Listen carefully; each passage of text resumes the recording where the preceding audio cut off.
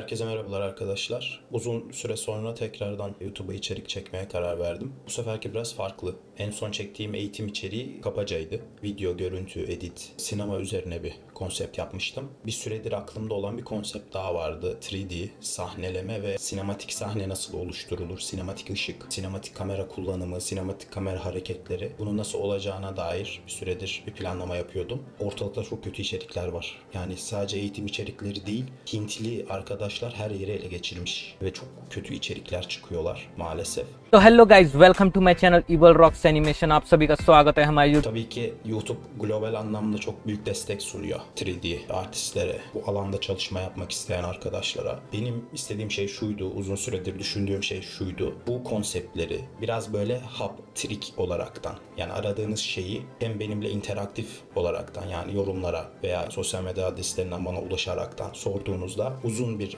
arayış, arşiv araması yapmanıza gerek kalmadan anlatabilmek gibi de bir niyetim var sizlere. Maksat kaliteli içerik çıksın. Bu sebeple ben de bu eğitim içeriğini yapmaya karar verdim. Şöyle bir durum var ek olaraktan. Blender ve Unreal'la beraber götüreceğim, ben bu iki programı kullanıyorum. Blender biraz daha bu alanda İngilizce gibi oluyor. 3D bir programı kullanırken bence Blender'ı bilmek İngilizce bilmek gibi oluyor. Hani derler ya, İngilizce artık dilden sayılmıyor, onu her türlü bilmek gerekir gibi. Ben diyorum kalk bana nao nao diyor. Yok kalk ben oturayım düşüyorum. Yok diyor. Nao nao diyor. Blender'ın da öyle bir etkisi var açıkçası. Unreal'a en azından, yani oraya import ettiğiniz modellerin düzenlemesi, texturing'i ya da daha farklı işlemleri Blender'dan yapıp akabinde Unreal'ın içerisine almak gibi. Bu sebeple ben Blender ve Unreal üzerinden gideceğim. Başta Blender'la başlayacağım. Konu başlıklarında zaten videoları ben attıkça görürsünüz. Generalist olaraktan ilerleyeceğim. Yani tek bir alana sadık kalaraktan değil, yani bir sadece texturing yaparak, modelleme yaparak veya sadece render alaraktan değil,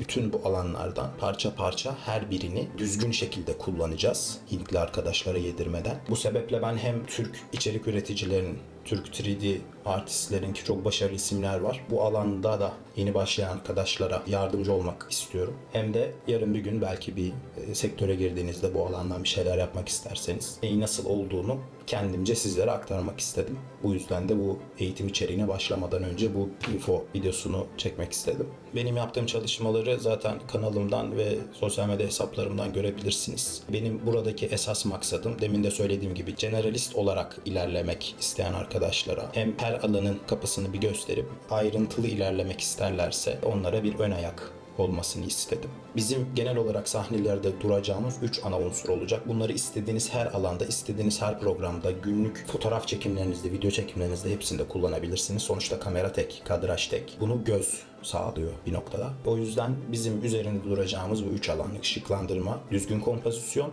ve sinematografi. Bunların üzerinde duracağız. Son olaraktan da iletişim kurmak istediğiniz, zorlandığınız veya merak ettiğiniz kısımlar varsa elimden geldiğince yorumlar kısmından sizlere destek olacağım. Belki toplu bir video gibi de olabilir bu, yani biriktirip hepsini göstermeli şekilde yapabilirim. Daha doğru olduğunu düşünüyorum. Seri o şekilde olacak.